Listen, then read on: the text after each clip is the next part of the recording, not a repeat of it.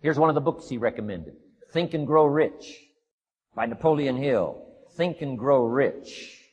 Shove said to me, doesn't that book title intrigue you? Think and Grow Rich. Don't you have to read that book? Think and Grow Rich. I said, yes, sir. By Napoleon Hill. I went and found that book in a used bookstore. That's where I had to start.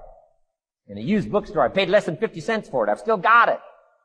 It's one of the rare hardback covers. Think and Grow Rich by Napoleon Hill. Chapter 10. Power of the Mastermind. The Driving Force.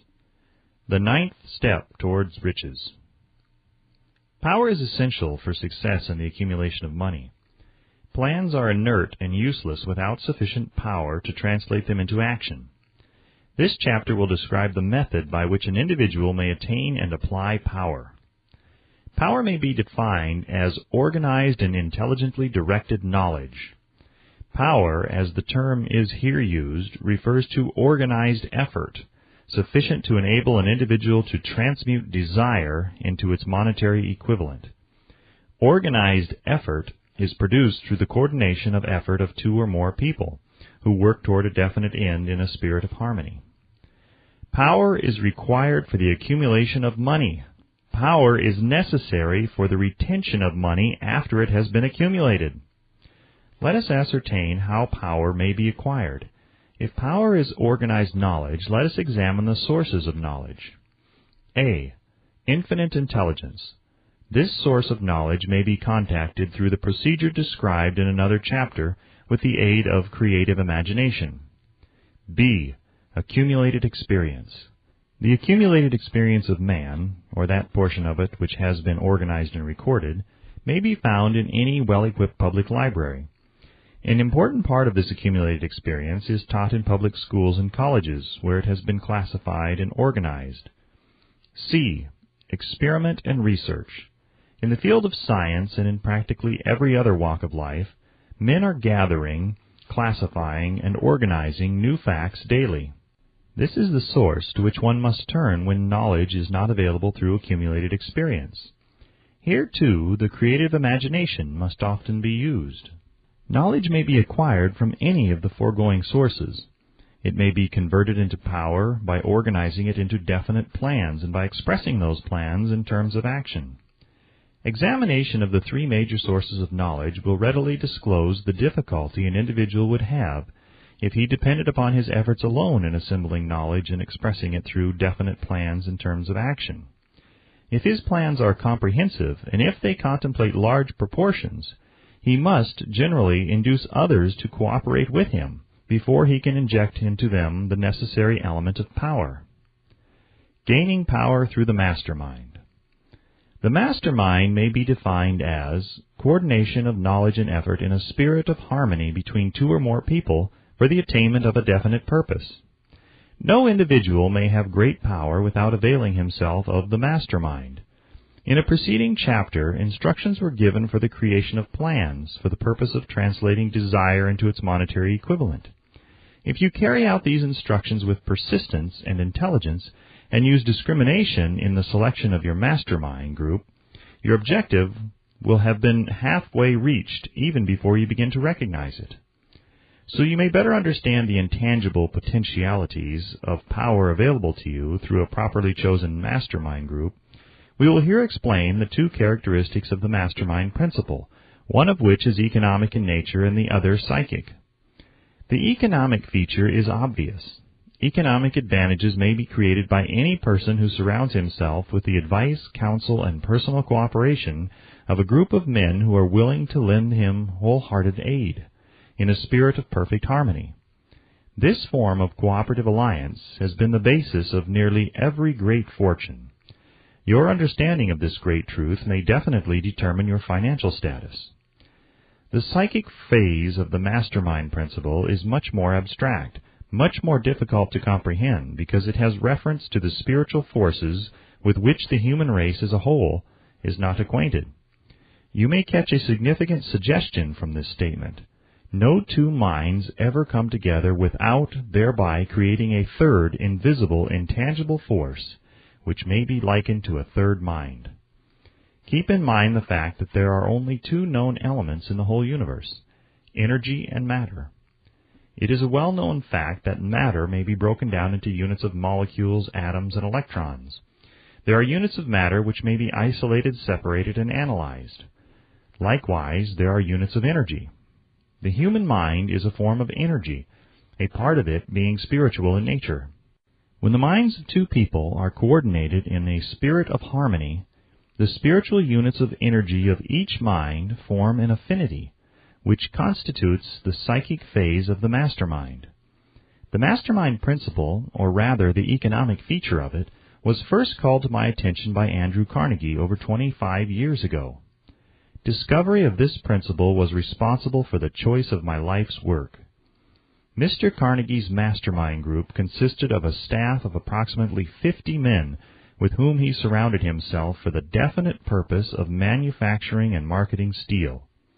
He attributed his entire fortune to the power he accumulated through this mastermind. Analyze the record of any man who has accumulated a great fortune, and many of those who have accumulated modest fortunes, and you will find that they have either consciously or unconsciously employed the mastermind principle.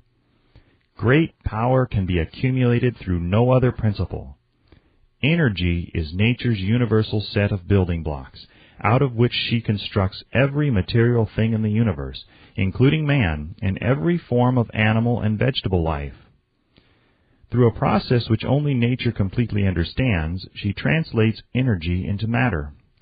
Nature's building blocks are available to man in the energy involved in thinking. Man's brain may be compared to an electric battery.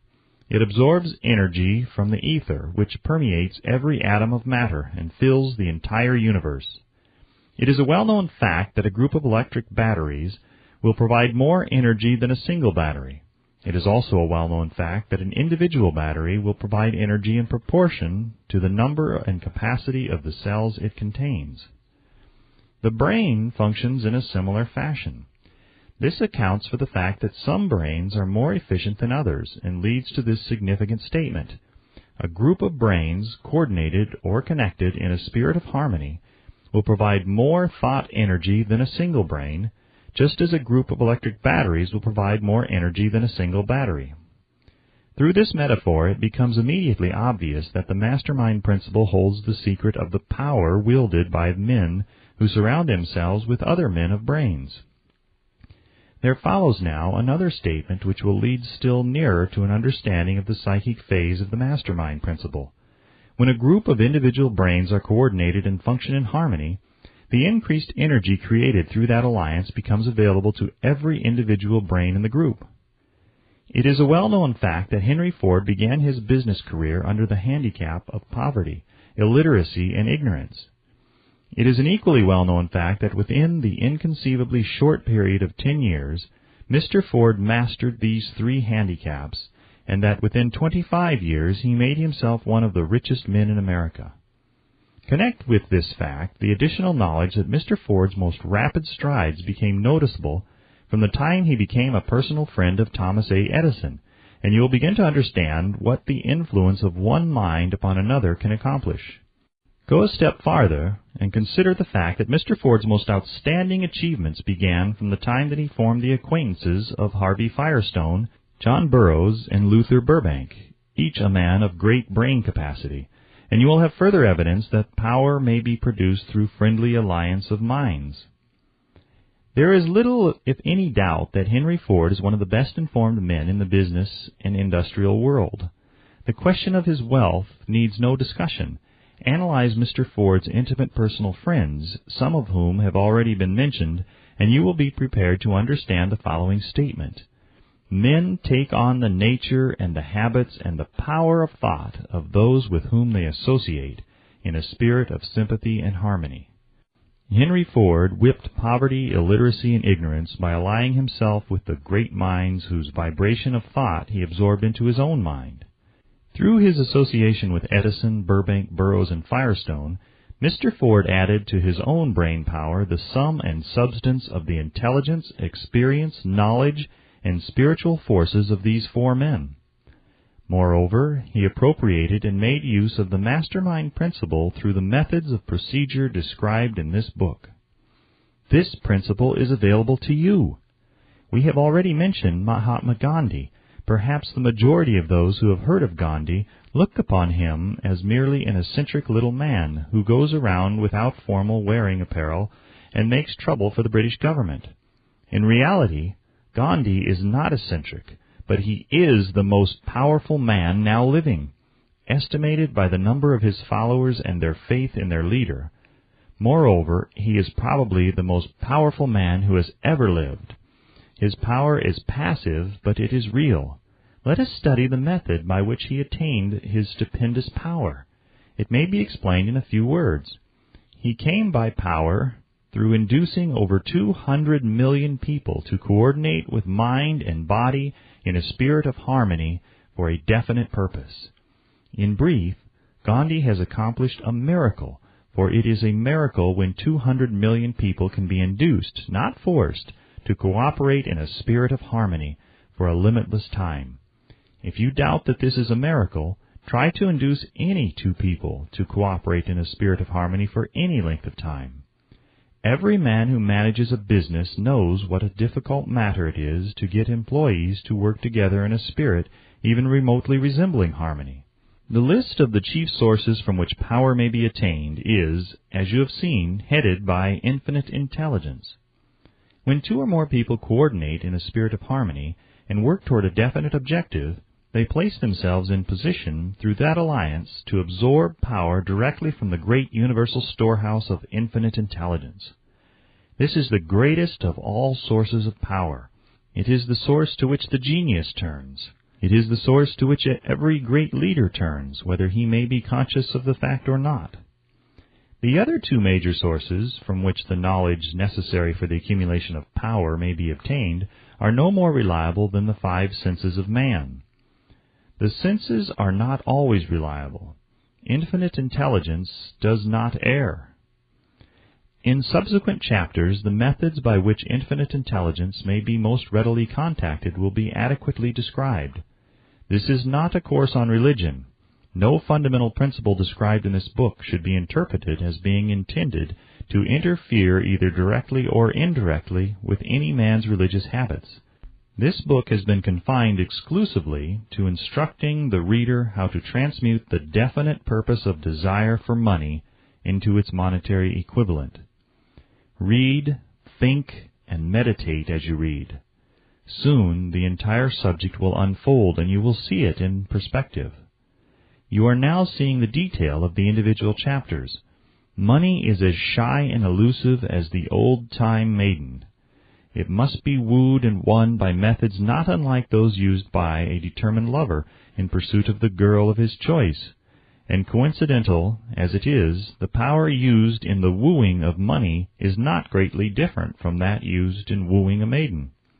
That power, when successfully used in the pursuit of money, must be mixed with faith. It must be mixed with desire. It must be mixed with persistence. It must be applied through a plan, and that plan must be set into action. When money comes in quantities known as the big money, it flows to the one who accumulates it as easily as water flows downhill. There exists a great unseen stream of power which may be compared to a river, except that one side flows in one direction, carrying all who get into that side of the stream onward and upward to wealth, and the other side flows in the opposite direction, carrying all those who are unfortunate enough to get into it, and not able to extricate themselves from it, downward to misery and poverty. Every man who has accumulated a great fortune has recognized the existence of this stream of life. It consists of one's thinking process. The positive emotions of thought form the side of the stream which carries one to fortune. The negative emotions form the side which carries one down to poverty.